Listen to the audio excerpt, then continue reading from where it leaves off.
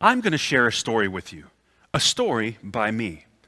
There once was a man who had more money than he knew what to do with. So one day he decided to build the most beautiful palace in all the world. There were waterfalls and fountains, swimming pools and tennis courts, exotic animals that roam free on the gardens.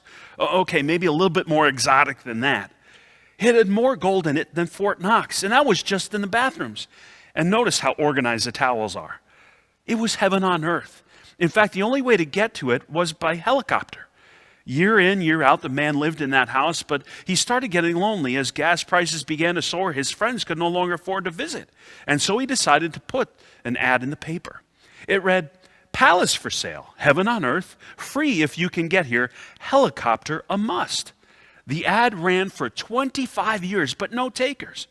One day, a pastor was reading through the paper and came across the ad. He couldn't believe his eyes. Finally, a home that he and his wife could afford. Their prayers had been answered. So he immediately called the realtor and set up an appointment so he and his wife could see the house. But they said, unless you have a helicopter, there's no point in seeing the house, for there are no roads in or out. Helicopter? The pastor asked. Yes, replied the realtor. It said it right in the ad. Looking down at the paper, the pastor realized what had happened. His eyes never got past the word free. It was as if everything else was in fine print. He apologized, but as he was about to hang up the phone, the word free popped into his head once again. And so he said to the realtor, "Tell you what, I'll see you in an hour." For in the back of his mind, he thought, even if there is no way in, I'll just make one. How hard could that actually be? How much could it actually cost? And besides, I could just have the youth group at church do it. I'll just tell them that it's another service project. They're always willing to lend a hand. And if that doesn't work, I'll just make it into another confirmation requirement. So after renting a helicopter, he picked up the realtor from the office and they flew to where the palace was built. Only a short distance from the church, the realtor pointed down towards the ground and shouted, "There it is!" "There what is?" asked the pastor. "I only see trees." The realtor gave the pastor some binoculars so he can get a better look. "Oh, I still don't see it," said the pastor. "I only see two tiny green dots."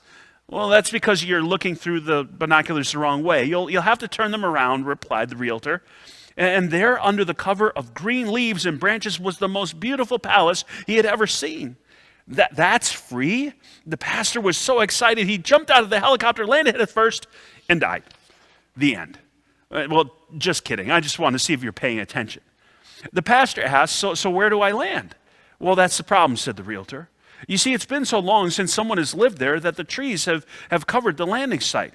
You'll have to pay someone to clear it out so you can get your helicopter in." Forgetting for a moment that he had rented the helicopter they were sitting in, the pastor asked, "Helicopter?" The realtor looked puzzled. Well, not wanting to lose the house, the pastor quickly said, "Oh, helicopter, this one's a rental. Mine's in the shop." So they went back to the office, filled out the papers, and the palace was his. He and his wife were so happy.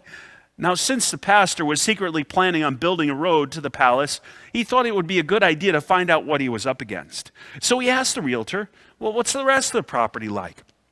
The realtor pulled out an old, dusty map and began to speak. And all the while, the pastor tried to think of a way to get under, around, or through any obstacle that would get in his way. Well, surrounding the property is a 20-foot-high fence. I can put a gate in that, thought the pastor. Well, past that is a row of thick forest, continued the realtor. Well, I just brought a chainsaw. That's no problem. This is going to be easy, thought the pastor. With quicksand and bogs that covered the forest floor, said the realtor. Well, before I step anywhere, I'll just have to throw a stone, and if it sinks, I won't step there. That takes care of that. Past that is a 50-foot wide, 15-foot deep moat that surrounds the property, and it's filled with big, fat alligators and piranhas that'll look a lot like sharks since the illustrator can't really draw a piranha. Well, I'll just build a bridge over it. That shouldn't be too hard. I took shop class in high school. Better yet, I can get the retired men's group to do it. They're always looking for a new project. The realtor continued. Past that is a tribe of cannibals. Cannibals? Asked the pastor. No, don't be silly, said the realtor. You must have misunderstood. I said little fuzzy bunnies. The pastor sighed a sigh of relief. For what could be so bad about a family of fuzzy bunnies? The realtor added, genetically altered killer fuzzy bunnies. Well, nothing good, a good hunting rifle and a few shells won't fix, thought the pastor. And then just before you get to the electrified white picket fence that surrounds the house, there's a maze filled with booby traps, poison arrows, pits with pointy sticks at the bottom, deadly scorpions, and snakes. And of course, a pig named Hector, and you'll never get past Hector.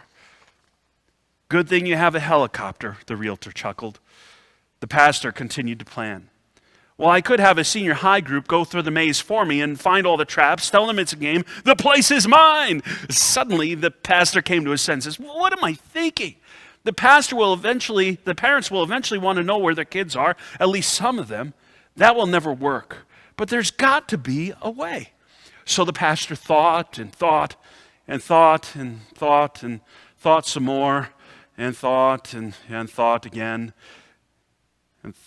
Like you guys don't do that when you're thinking. And thought and thought again about some way to overcome the last obstacle. But nothing. And with that, the pastor returned the keys. For he knew that there was no way that he could ever get there without a helicopter. The end. In our reading for today, Jesus says, I am the way and the truth and the life. No one comes to the Father except through me. It's not through what we do that we're saved, but what God has done for us. It's a simple truth, but sometimes we try to add to it. But sadly, it evolves and changes into something else, and it's no longer the gospel, that free gift of God's grace, but something that we have to work for. May we simply accept this free gift and place our trust in Jesus.